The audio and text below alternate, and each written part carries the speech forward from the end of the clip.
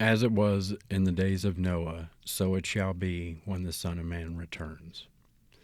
In this verse, we're told that, what was going on back then is going to happen again. And, the more I dig into this subject of aliens and all this stuff, the more convinced I am that this is how the Great Deception is going to play out. They're laying the groundwork right now to deceive the world. And, how can you deceive the world? Well, you do that by a lie that feels good, a lie that sounds true. I think they're going to come and tell us that there is a super intelligence, and this intelligence created us, and that they are the true gods. And that's the same lie. That's why they were worshipped across Egypt. And if you look down in South America, even in Mexico, Revelation 12:9 says, the great dragon that deceives the whole world.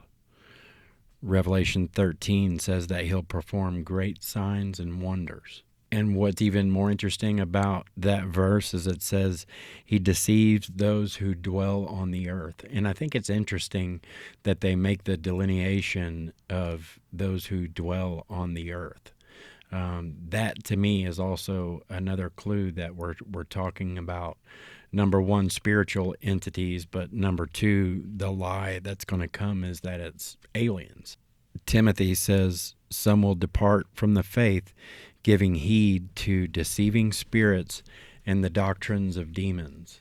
And this isn't going to be the doctrine of, child sacrifice, although there is a case to be made that's already going on right now, just in a different form or fashion. But my point is, the doctrine of demons is going to sound good and feel good. It's going to be just off from the truth, just shy of the truth that we know in Christ if you are a believer. But Jesus said it, even the elect will be deceived.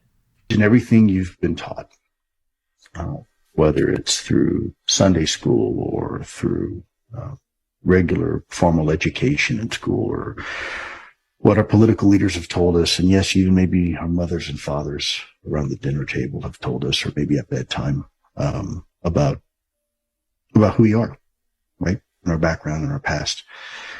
What if all of that turned out to be not entirely accurate? In fact, the very history of our species, the meaning, what it means to be a human being and our place in this universe. What if all that is now in question? What if it turns out that a lot of the things that we thought were one way aren't?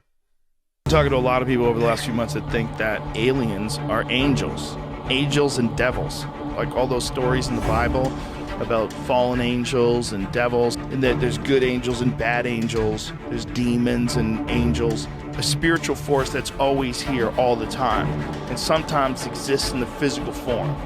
And it might be existing as these things that we keep looking for, or maybe to hide the true nature of what they are. So it will present as if it's from another planet. It's been here for a very long time. It goes by many names. It's many different things, and it has an influence on all of us. We're kind of preparing the U.S. population, at least, and by extension, the world population, into that reality that there is a presence here, and that we need to explain this presence. Because if they show up and we continue to do what we did before in previous decades, and they show up, there will be mass panic.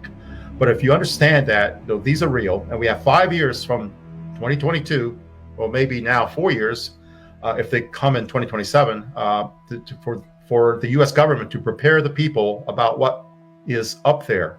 And in many ways, I think the word got out within the government that they're showing up in 2027, and we better be prepared. And if not, there's going to be a lot of explaining to do. I think some of the phenomena we're going to be seeing it continues to be unexplained, and might in fact be some type of phenomenon that is the result of something that we don't yet understand, and that could involve some type of activity that some might say constitutes a different form of life.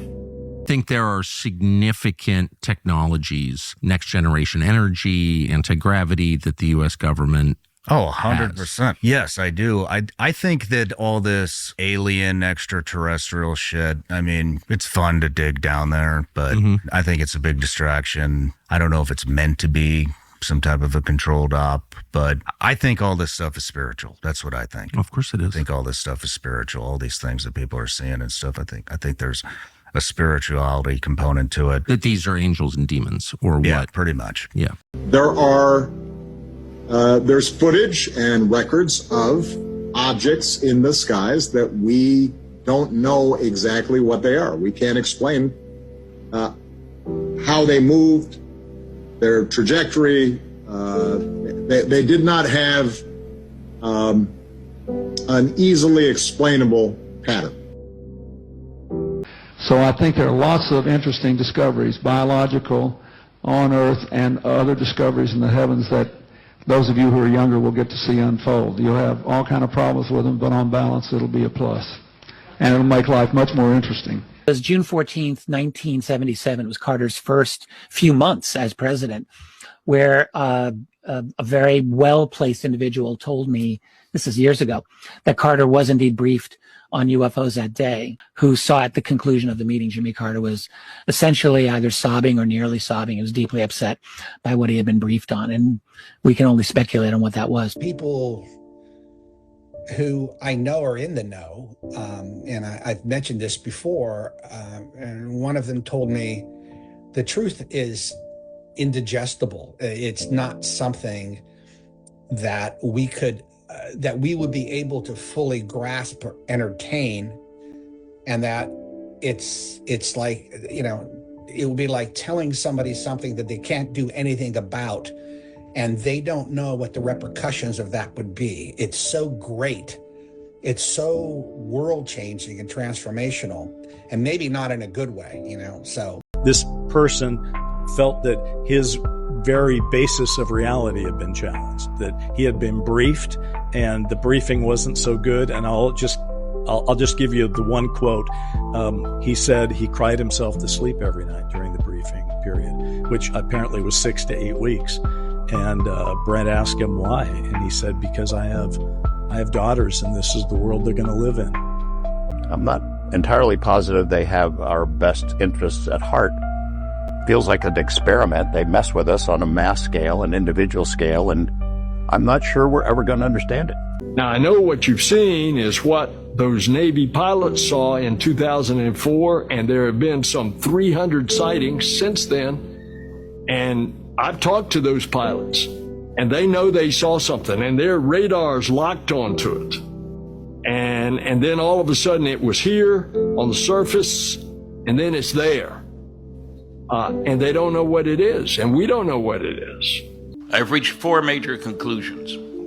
1, the evidence is overwhelming that Earth is being visited by intelligently controlled extraterrestrial spacecraft. In other words, some, underline 10 times, some UFOs are alien spacecraft. Most are not. Don't care about them. 2, there is no doubt that a small number of people within governments, both in the United States and overseas, have been actively covering up the truth about these visits. There really is a cosmic Watergate.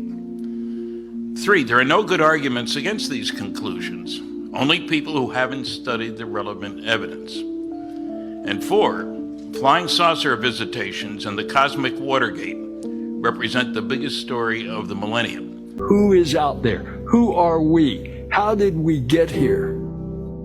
How did we become as we are? Who am I to say that planet Earth is the only location of a life form that is civilized and organized like ours? we now all collectively have to radically shift our understanding of reality and our role in a hierarchy of beings that has a whole bunch of second and third order effects on our individual and collective psychology. And so people are just going to have to adjust. And there could be a period of adjustment here. I don't know the timing, but it's clear to me this genie is not going back in the bottle. Personal opinion, the phenomenon has changed since antiquity. It showed itself in a different way. It's the phenomenon. This is like Jacques Vallée's book, Passport to Magnolia. Magnolia, I can never pronounce it right, 1969, where he talks about the phenomenon seems to like masquerade itself as different stuff over the years. But, we've seen roughly the same stuff